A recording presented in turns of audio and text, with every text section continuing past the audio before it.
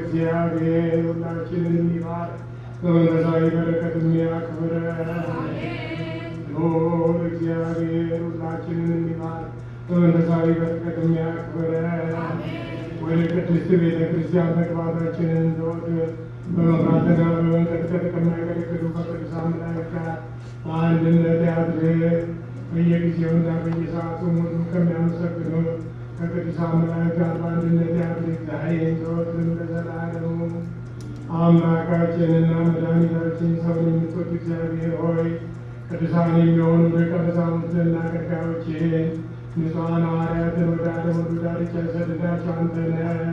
የመንግሥትህ ወንጌል ይሰብኩና ያስተምሩ ዘንድ በሕዝቡ ውስጥ ያለውን ደዌውን ሁሉ በሽታውንም ሁሉ ያድኑ ዘንድ ከዓለም አስቀድሞ የነበረውን የተሰወረውን ምስጢርህን የሚያስተምሩ ዘንድ አሁንም ጌታችን አምላካችን ሆይ ብርሃንህንና ጽድቅህን ላክልን። የሐሳባችንን ልቦናችንን ዓይኖች አብራልን።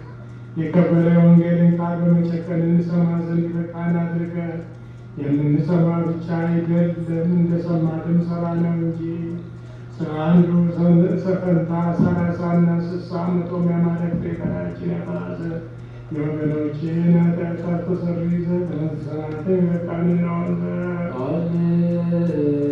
ሃሌሉያ ቁሙ